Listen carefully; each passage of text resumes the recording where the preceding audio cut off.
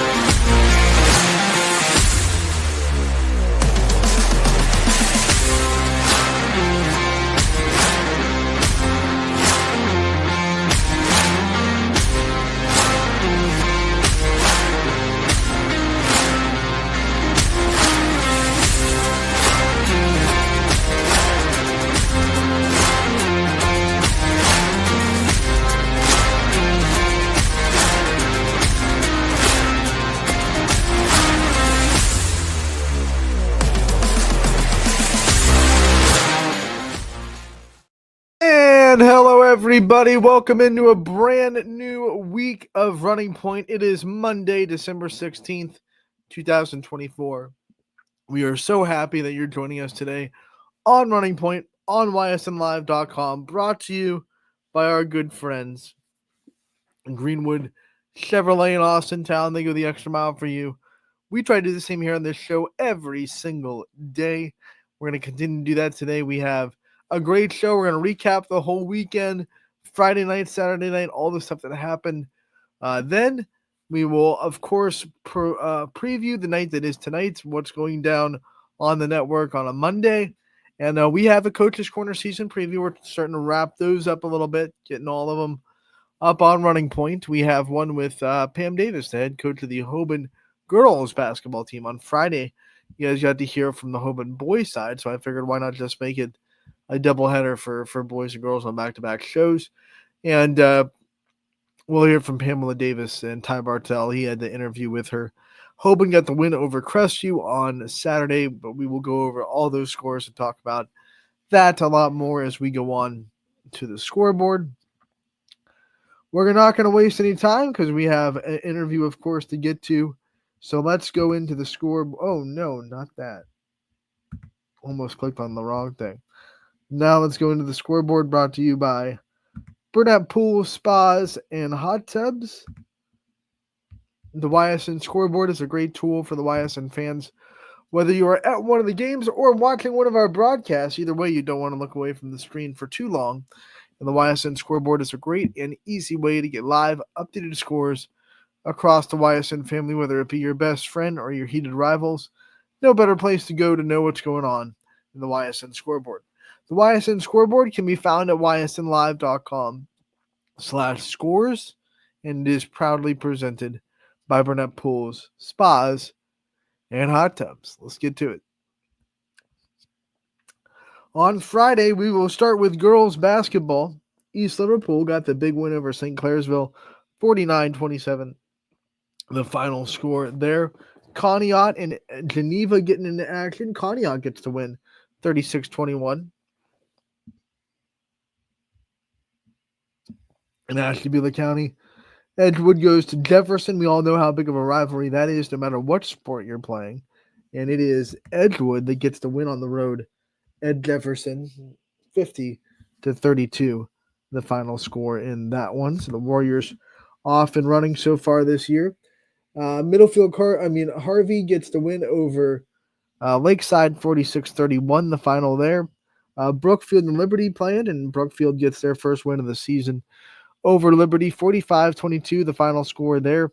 Garrettsville Garfield beats Champion, 42-29. They hold Champion to a very low offensive output in the second half. I believe 11 points in the second half as they find a way to win. They're a defensive team, and Garfield flexes their defensive muscles. LeBray uses a very balanced offense to beat Newton Falls, 53-18, the final score there. The rivalry between Jackson Milton and Western Reserve still as heated as ever. Western Reserve, though, gets the win in this one, 60-48, the final score in it there. McDonald and Springfield. Springfield comes into McDonald, gets a very tough MVAC win. This is a McDonald offense that was high and flying, but the Tigers defense stood tall, 43-22. The final score in that one. Middle Ridge, easy pickings over Sebring, 69-13. The final score in that one. We have Wyndham and Shocker, as Shocker gets to win 39-21 over Wyndham. And then in Cheney, it was a boys-girls doubleheader, and the girls opened up with a thriller. But it is eventually Cheney that gets the win in that one. 46-43, the final score there. Ursuline led for most of that game. We'll come back and talk about a lot of these games after we get through the final scores. Fitch boys all over Mayfield, 78-52. Your final score there. Carter Owens with a big day. Middlefield Cardinal, they edge out Conneaut, 59-51. Salem with a really dramatic win over Minerva, 59-58 in the final seconds of that one. So a big win for the Quakers at home. West Branch gets to win over Marlington, 60-49, the final score in that one. Columbiana and Latonia. Columbiana gets to win, but Latonia puts up a pretty big fight, 67-49, the final score there. That is a lot less lopsided than we've seen this matchup in the past. So I think that Latonia boys team really starting to make some strides. They had a tough week with losses to Middle Ridge and Columbiana, but they're still looking a lot better and a lot more mature than maybe they have in years past. United goes to East Palestine. The Bulldogs get the big win over the Eagles, 49-26, final score in that one. Lisbon and Wellsville. Wellsville gets a big offensive output, 76-55, the final score for the Tigers' victory.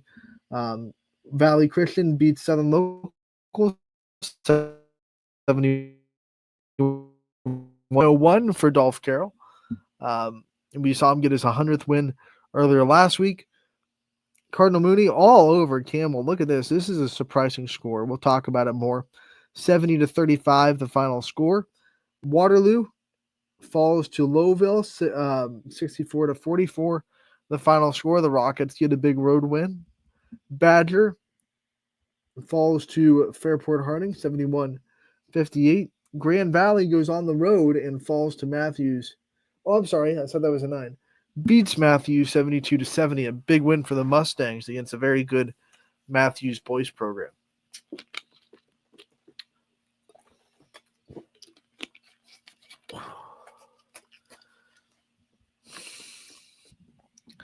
Then you go into Pymatuning Valley. They went to Maplewood, got the win 64-45 over the Rockets.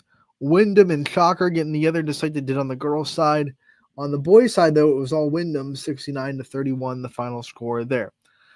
South Range got their season started, and they had to start in-league play on the road. Probably the toughest way you could start a season. But South Range up for the task. They get the win over Girard in pretty dominating fashion, too, 66-46. A 20-point win for the Raiders. We go to Hubbard, and they were hosting Hickory, but Hickory were not kind guests. They came in and get the win 60-33 over the Eagles. In NE8 play, Lakeview all over the Dragons, 61-35. Final score there. Cheney and Ursuline, this one not as close as the girls one. Ursuline gets the big win, 74-45. Final score. Not Keith Gunther, that's the coach. Jalen Gunther went off in this one. 34 points for the Irish. Big win for Ursuline. Warren JFK went on the road, got a dominating win over Mogador, 72-43.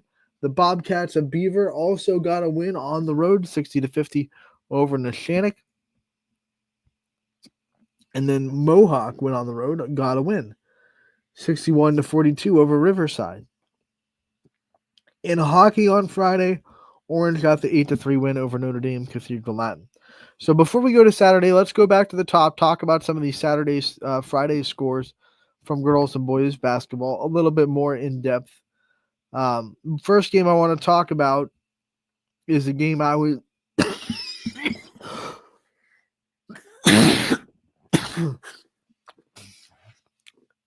if I can talk, right?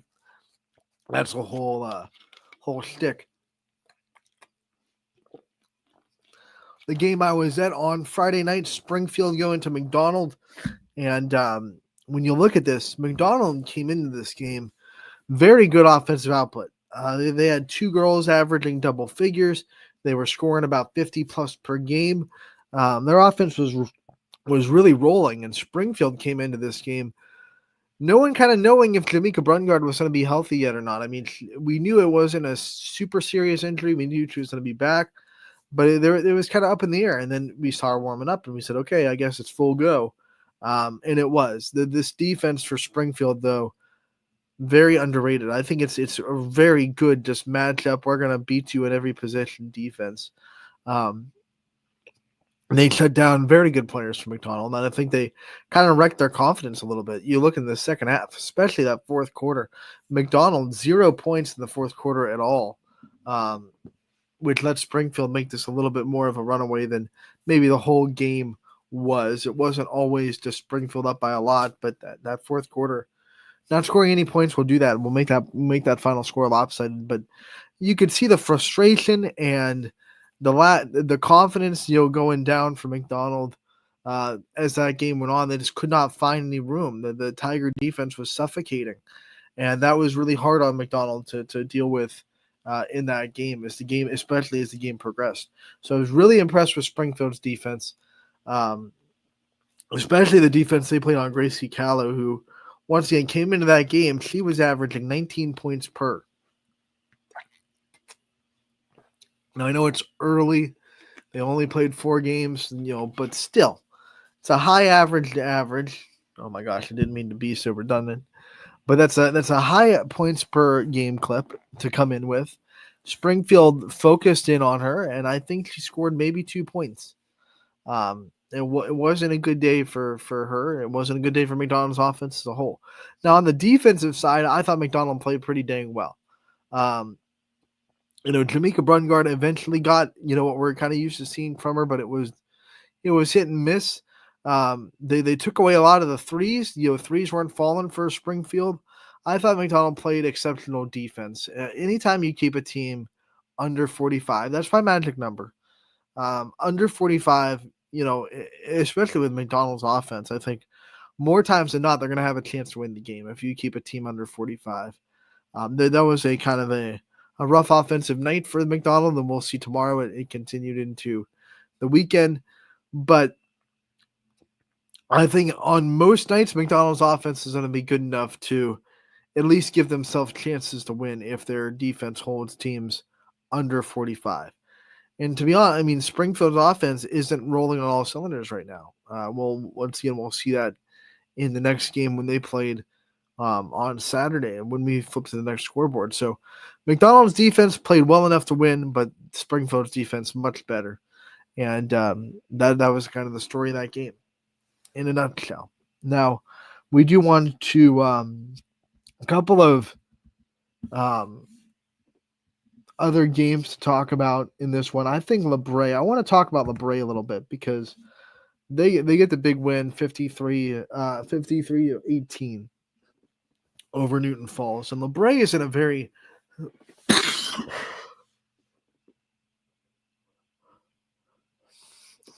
excuse me, I don't know why I'm coughing so much today, but we'll get through it. LeBray is in a very tough situation this year with losing 2 starters for the year in the span of maybe a couple of days. 1 in a game, 1 in practice, right? So Ella Kuzmal and Mariah Jones, we will not see them this year, unfortunately. It sucks. There's no way to put it. It just sucks.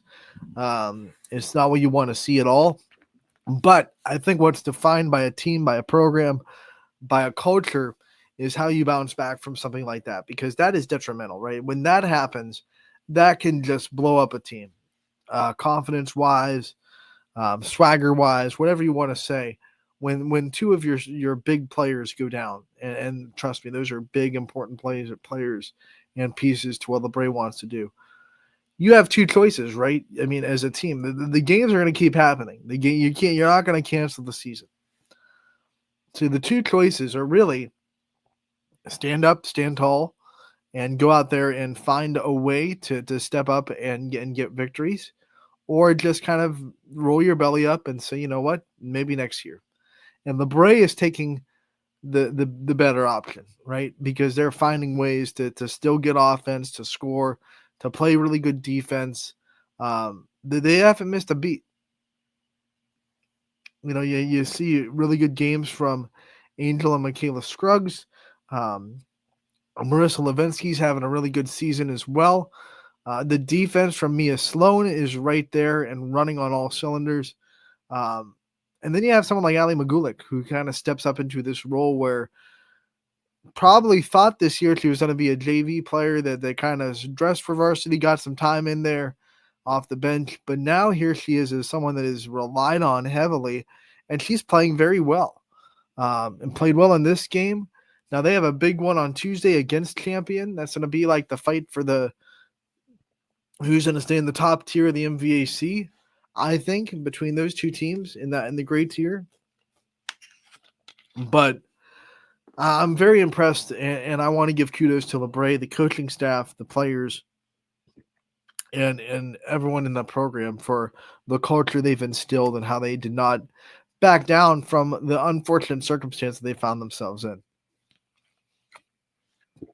And that leads me to the next kind of thing. We are seeing a lot of injuries this year, which is really, really unfortunate. A lot of injuries to a lot of really good players. And we'll talk about the worst one, and we want to send our very, very good prayers and thoughts when we go into the Saturday scoreboard, because we had a very serious situation on Saturday. But when you look at Friday, we see Champion. They saw Addie Warzela go down. We don't know what it is. We're not going to try to speculate on injuries, but we do know she left that game, so that sucks. That was one of the reasons why Champion wasn't able to really score a lot in the second half.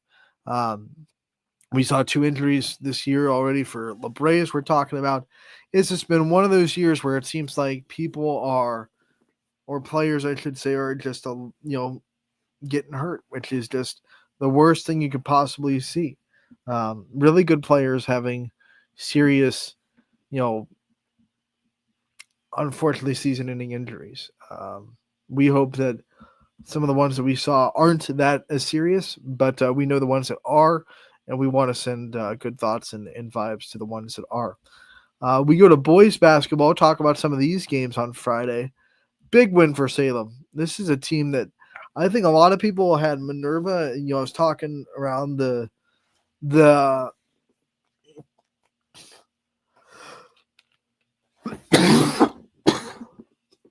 Damn.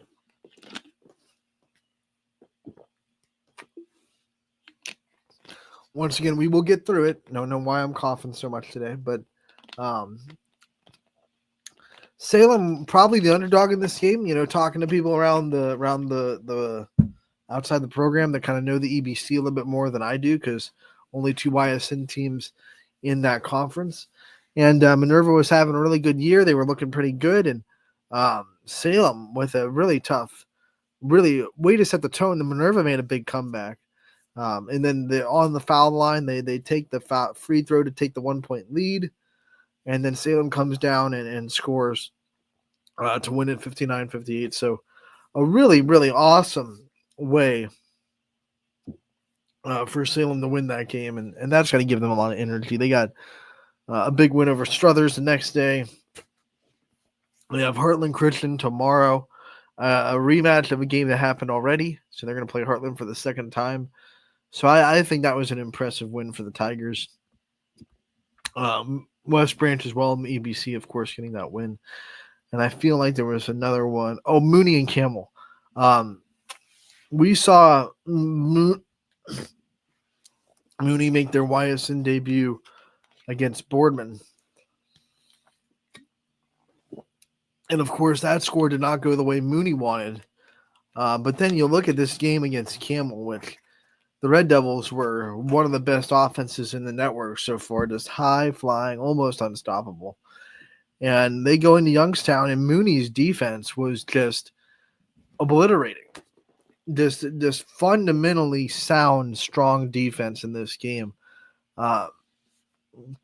Holding the high-flying Red Devils down to under 40 points, which might be the lowest they score all season. This was a really impressive win for Mooney.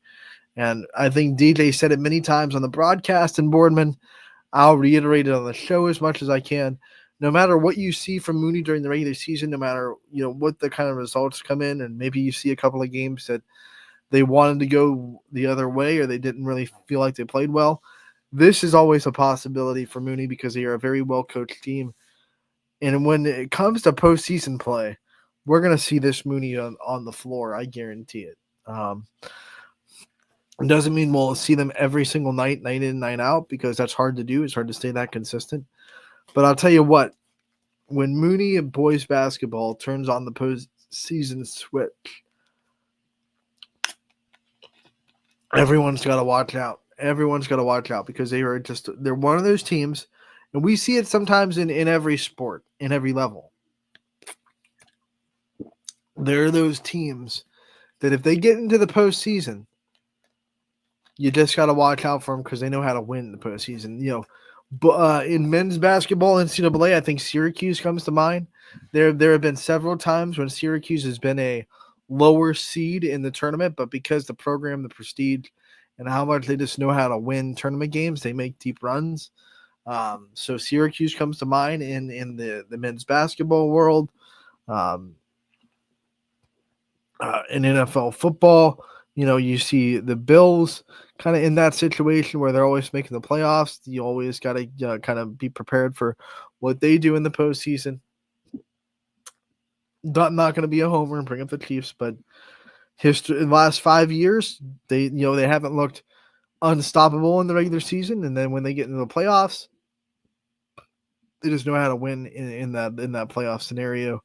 Baseball the same way. I mean, you look at some of these teams just kind of lock in and win the playoffs, no matter what you're talking about. But there's always those programs, those teams that just have the winning culture and know what it takes to make those kind of game-winning plays in big situations. And Mooney is one of those teams, and I think this is kind of the proof because they're gonna play good offenses in the playoffs, and this is what they can do to really good offenses. I'm pointing to the screen as if you can see what I'm doing. I don't know. It's a Monday, guys. But Mooney showed up on Friday for sure. So let's go into Saturday. Let's see what was going on the 14th. We had a big slate of boys basketball games on Saturday. We see that Girard and Lowville, all of these games, these first three were a part of the United Way Classic at Poland.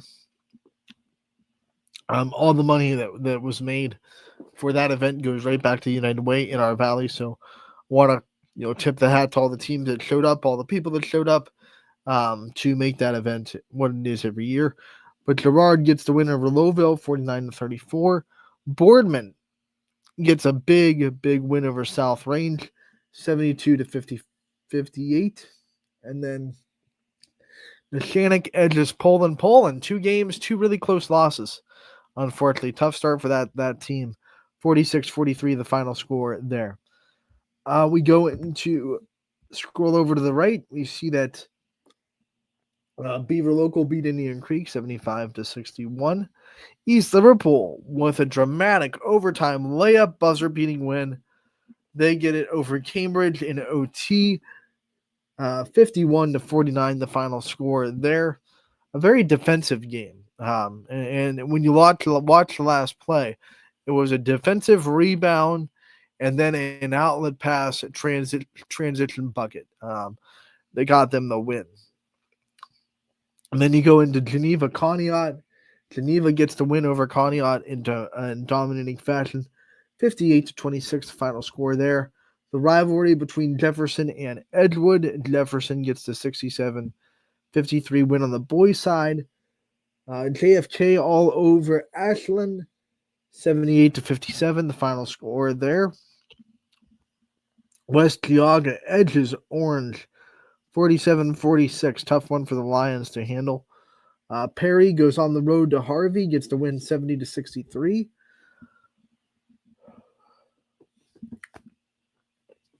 I already told you that Salem got the win. Coming off that big win over Minerva, they beat Struthers 65-50, the final score in that one. Tesla beats Southern Local 71-46. Crestview and Brookfield. Brookfield gets the narrow victory 60-54.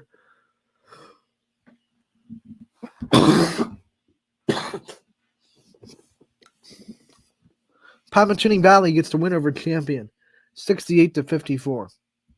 Garrettsville Garfield, they get the win over Rootstown 52-36, the final score there.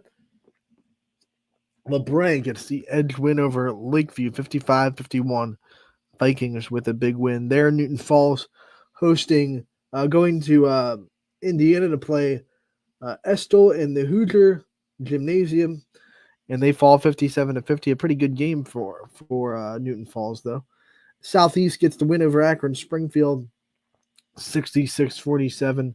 St. John with the win over Cleveland Horizon Science Academy 65-57, the final score there. Louisville on the road, nothing but Leopards 88-19 over Akron East. Hoban welcomed in CVCA, and Hoban gets the win 63-62. Bristol gets the 71-61 win over Heartland. And Madison, they get the win over Lakeside 78-46. Girls basketball, we saw in the United Way to tip off that day. Poland with a big fourth quarter to win 43-33. It was 32-29 Poland after 3.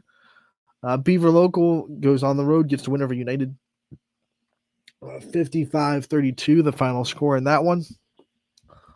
West Geauga is winners over Orange, but we do want to give a shout out to the Lions, Rachel Oberster, who got her 1,000th career point. So congratulations on that. Perry went on the road to Chardon, gets to win 45-35, final score in that one. Salem goes on the road, falls to Canton Central Catholic 56-30. Lisbon falls to Heartland Christian 56-30. Very rare that we see the same score like that. That's cool.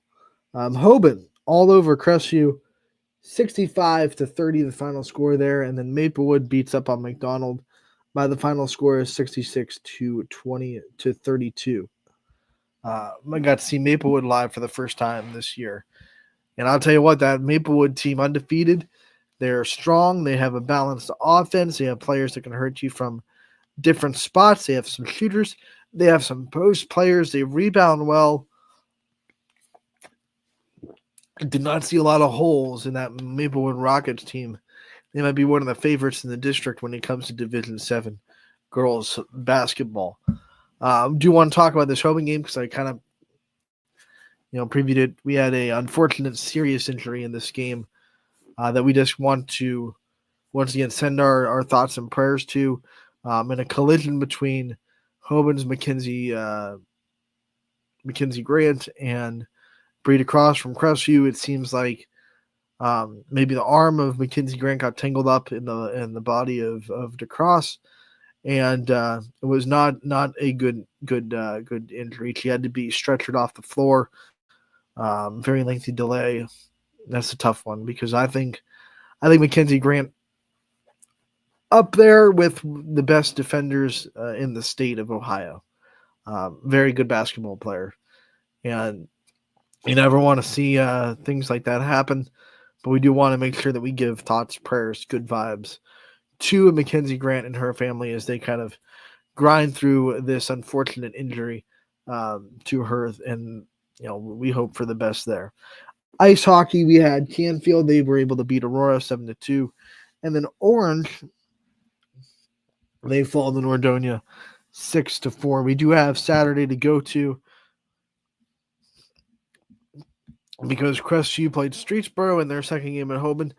They play a lot better against Streetsboro, but the Rockets still get the win over the Rebels 63-59, the final score there.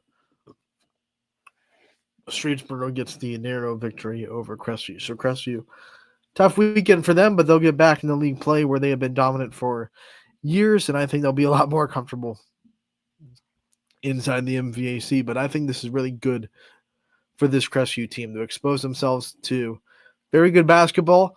It's really easy to see what you have to correct when you're going up against teams that can expose exactly what you're not doing right. So I think the film study for the last two games will be very good and a very positive thing for Crestview. And it also will just keep them a little bit even keeled. Every time they get a big win, remind themselves, hey, you know what? We win. We played really good teams. We fell twice.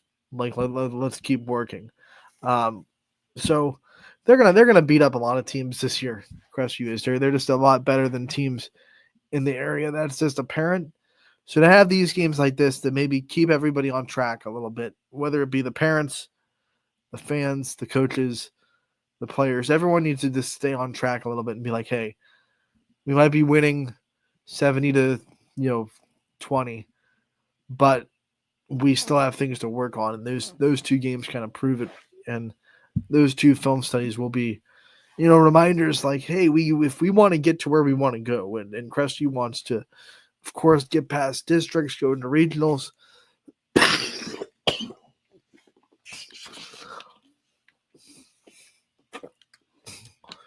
regionals and beyond, then they gotta find what they're not doing right and correct it. Right? They have a lot of time to correct it. They have a lot of time to work on things. This is only the first, second week of December, excuse me. So they have a lot of time to go and make things better. And it's already pretty dang good. I mean, we're talking about little things, and they're not going to see anyone like Hoban. I promise you that. Hoban's going to be better than a lot of teams that they'll see probably until regional finals or state. But Hoban was really able to kind of pull the curtain back on some of the small things that Crestview does get away with against a lot of teams they play because of just how much better they are than them. So I think it's going to be a very positive thing for Crestview to have that film study and to be able to say, hey, these are things we have to improve on if we have those big lofty goals in mind to get further than any Crestview team has ever gotten before in program history. We have to be able to see on film right in front of our faces, like, these are the things that have to get better. We have to execute better. And I think that'll be very important. And I think that's why Crestview went and scheduled those two games, because they knew, Coach Blatch knew, we got to expose ourselves a little bit. We got to get our team used to playing this level of basketball. If we want to win a regional championship, we're going to hit people that can do the things that Hoban can do. We're going to play a team that can go on a 20-0 run against us because they're that talented. So we have to make sure that we have our T's crossed and our I's dotted. And doing that in December is a lot easier than doing that in February. So I think this is very smart by the coaching staff for scheduling this. And Crestview will go on and they'll be just okay. They'll be just fine in the area when they play their area teams. And they'll look back on that Hoban and that Streetsboro game and say, hey, here are the things. And I think the second half of that Hoban game and that Streetsboro game will also give them that spark. Because if that game kept going the way that it started for Hoban, and then maybe let's just say because of it they get, they go into Sunday and they get blown out or something by Streetsboro, that's when you have that balance, right? Where you go, okay, we tested ourselves, but we also, if that would have happened, we lost a lot of confidence, right? So you try to balance that as a coach. How do you test yourself without losing the confidence and the winning attitude of the team? Well, you do that by saying, hey, look, we played very well in the second half against Hoban after they kind of punched us in the face in the start. And then we played a very competitive game against a very good Streetsboro team on Sunday. I think that'll give the team confidence. That'll say, hey, we're fine. Won't take their confidence. And then they can also come back and say, but here are the things that we didn't do well in those games that cost us the opportunity to win, that we have to do better as the season goes on. And then into February when postseason comes up, it's a lot easier to be able to send that message to your team when you're looking at either a competitive game or a loss. Because when you're beating teams, it's really hard to say, hey, I know we won by 20, but here are some things that we did wrong. That's a little bit harder to nail into the head. But when you say, hey, we lost by 20, here are some things that we did wrong, it's like, oh, okay, I get it. So I once again, just to reiterate, I think this is a very good thing for Crestview moving forward. This weekend will pay dividends for them down the stretch. Let's take a commercial break. When we come back, we'll hear from the head coach of that Hoban team, Pam Davis. Ty Bartel had an interview with her a little bit earlier on for a season preview, so we'll play that one when we come back on Running Point. Brought to you by Greenwood Chevrolet in Austintown.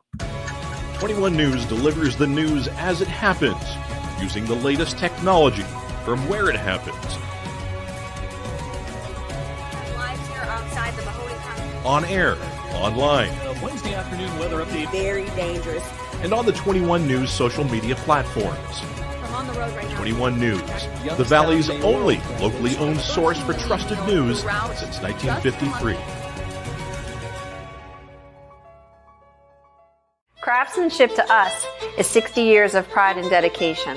Passed down from generation to generation. The hardwood floors that your kids take their first steps on. The solid wood doors you quietly close at night. The things we create day in and day out are the products that end up turning your house into a home. At Baird Brothers Fine Hardwoods, uncompromising quality and craftsmanship built our business. And it will keep us moving forward for generations to come. Going the extra mile at Greenwood Chevrolet means we want to take care of the community that takes care of us too. And we have to work together always. And that's how you stay in business for 40 years. You know, I love being a helper because when I help somebody, it makes me feel good.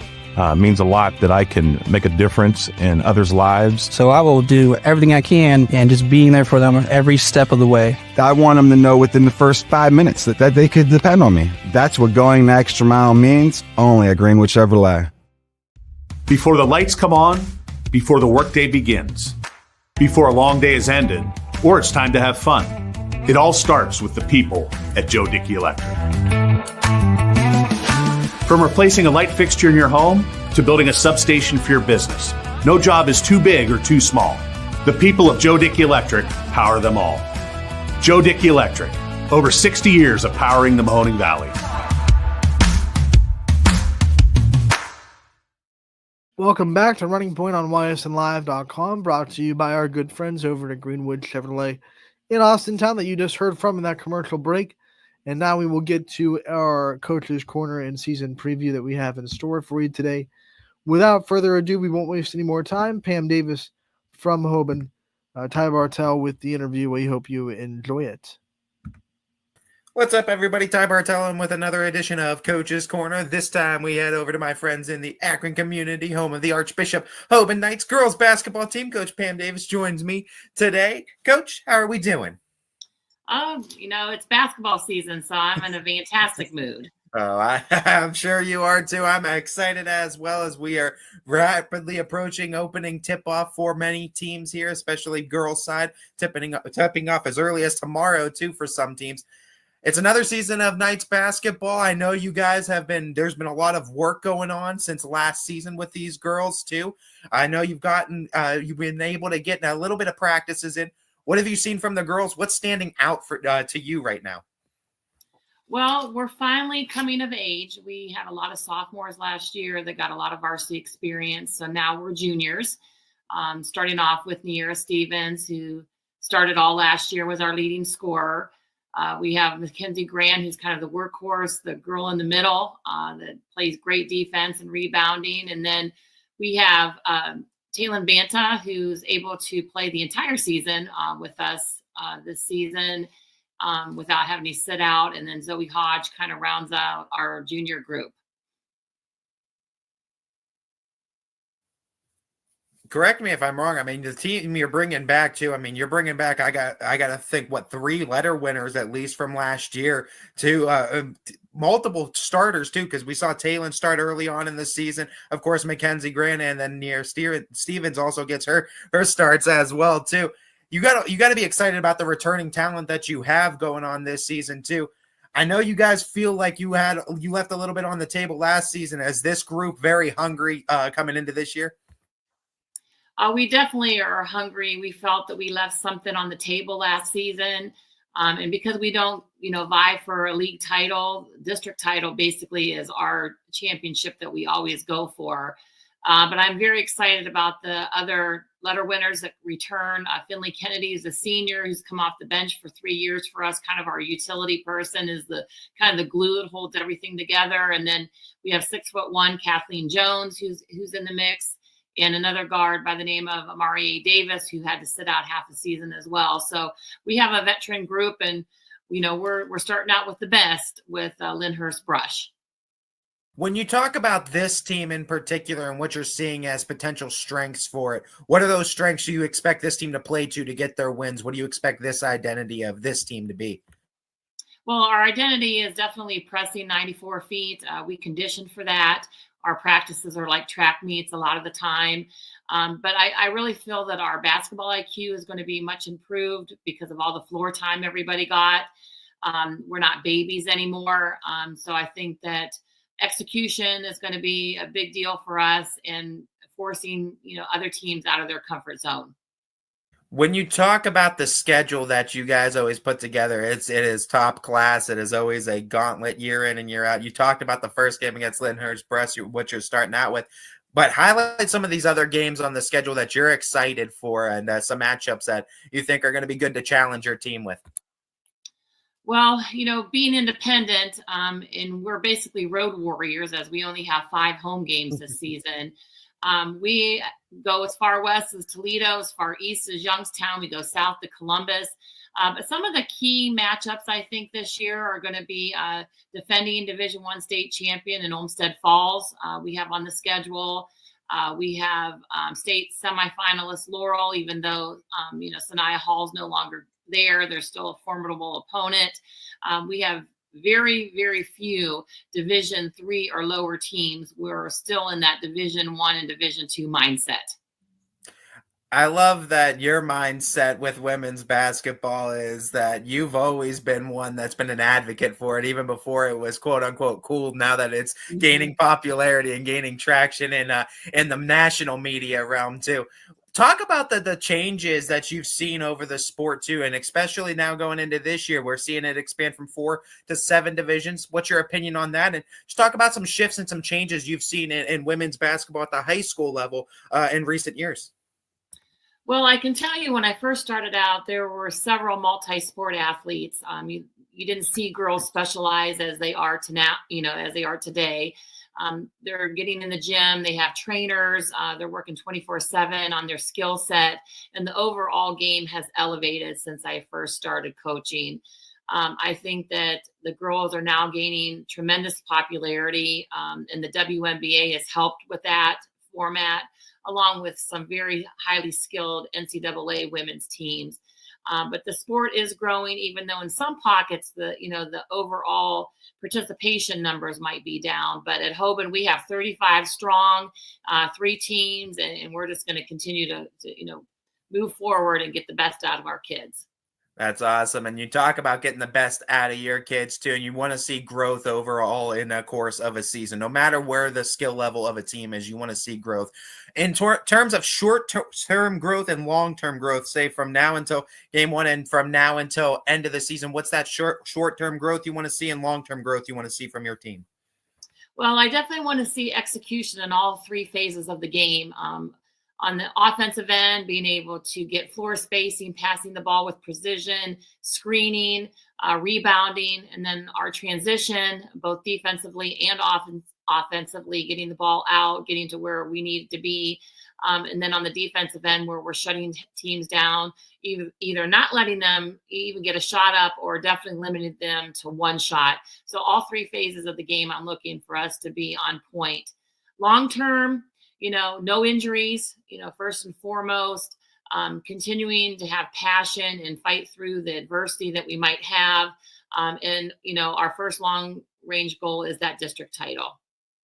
When we talk about Hoban, it always is a standard too on the hardwood, both in men's and women's side of basketball too. It's always a standard of success, especially in recent years as well. When we talk about you and your ability to get the most out of your players, and I mean your whole coaching tenure, you've always consistently done a really good job of getting the most out of your players, I feel. What's your coaching philosophy to be able to connect with players, be able to get the most out of them, and be able to play for you at 110% all time? Well, that's the culture that, we build year in and year out. I'm surrounded by great coaching staff, with my husband and life partner, Willie Davis. Dave Nash does a fabulous job with the post play. Danielle Howe and now Nate Gatchett's returning. It's just a standard. At Hoban in particular, it's academic standards, it's the athletic standards. I mean, if you look at all sports across the board, it just you expect to be successful and expect to win. And those are the kind of girls that I want in my program, and they do that for me. They are pleasers, and they want to play hard and they want to play well. And just even though I'm getting older and the age gap is widening, I still feel that I'm young enough to get the most out of the kids by just praising them when they need it, and constructive criticism when they don't.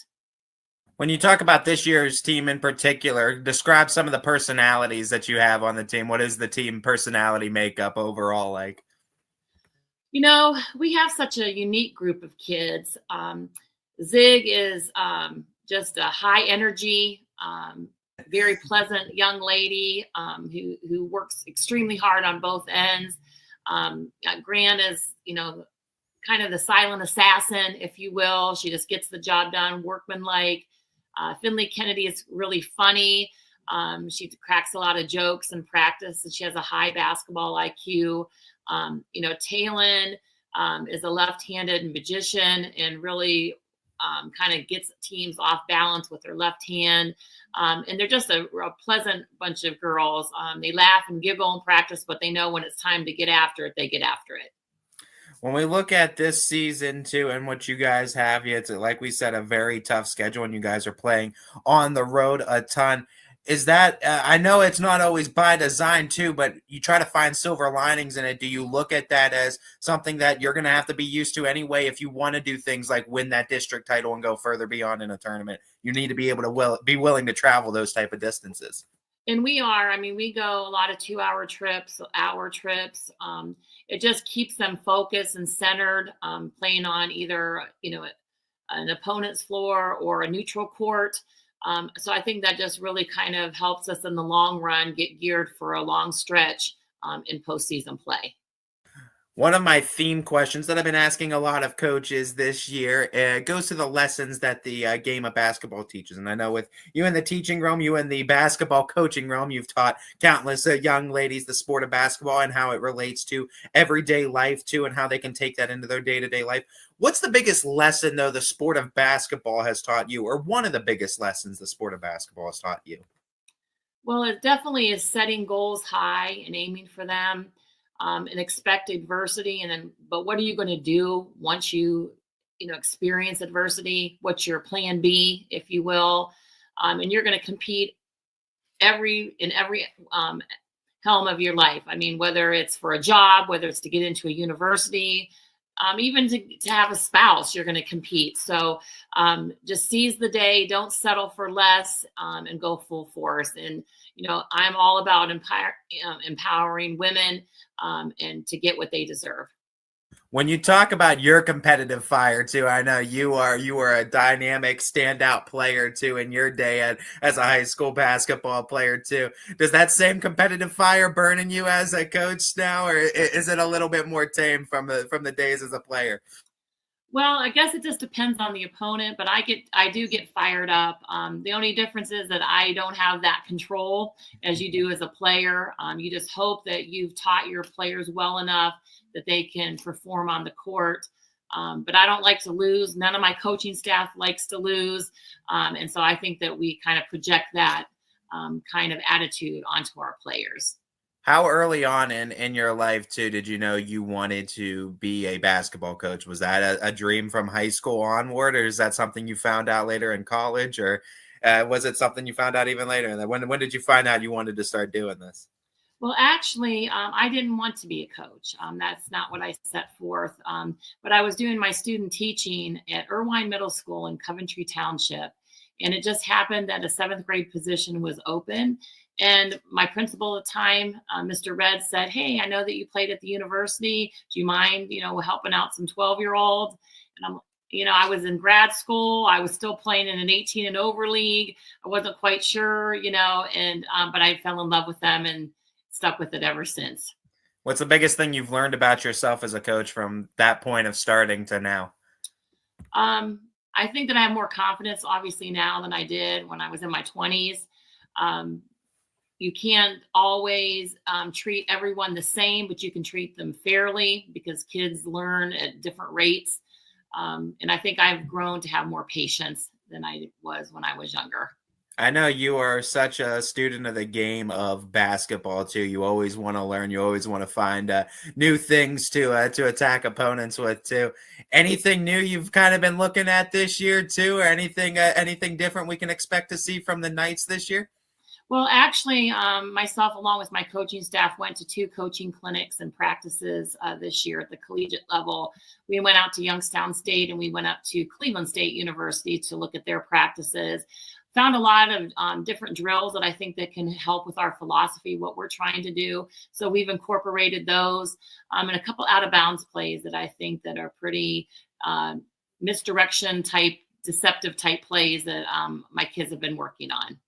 I know you got to shout out some of the coaching staff, but I also want to give you that chance to shout out any other big names in the Hoban girls basketball community or any other big names that you feel like help and contribute big to this team.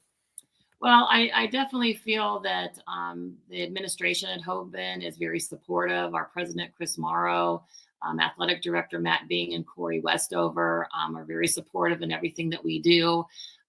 We really appreciate, and I truly am grateful for where I am and them allowing us to coach the girls hard like we do. They don't think that it's just girl athletes, it's athletes. And that's what I like as far as the kind of the mindset, if you will. But we just really appreciate that Akron community. You talk about that community. My final question for you. I know you mentioned Lyndhurst Brush is your first game, but shout out to that Akron community because you guys are going to be road warriors for a majority of the season. But shout out to that Akron community, why they need to go out there, support this team this year. And also because the sport of basketball in high school always tips off so close to Thanksgiving, I also need you to shout out your favorite Thanksgiving Day dish. Oh, I think that the Akron community should come out and support these girls because they put 2.5 to 3 hours a day in the gym every day.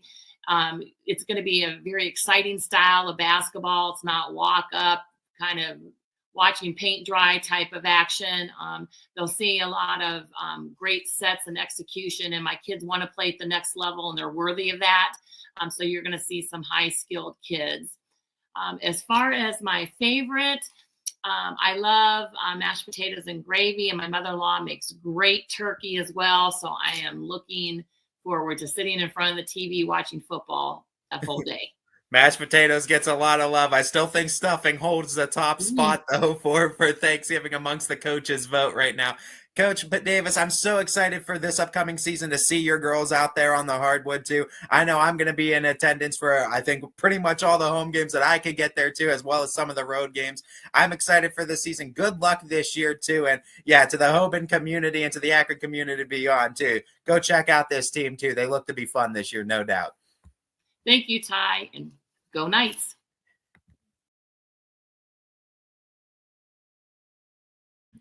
That was Pam Davis, the head coach of the Hoban girls basketball team, with Ty Bartell, a very, very high-level team, of course. And we hope to see a lot of Hoban success this year on the floor. So we look forward to covering them all season. I want to thank Pam Davis for her time. I want to thank Ty Bartell for doing so many coaches' corners during the preview season. I love having him back on the show when we can get his voice out there. And that'll do it for today's episode. I want to thank you so much for tuning in today. All the games that are on tonight can be found at ysnlive.com/live. Make sure to tune in to basketball tonight. We have a couple boys, a huge slate of girls games as well. Don't want to miss a minute of the action. So head over to ysnlive.com/live. We will be back here to talk about it all soon. So don't miss the next episode of Running Point. And as always, we are brought to you by our good friends over at Greenwood Chevrolet in Austin Town. Thank you so much for tuning in today. We will see you all next time.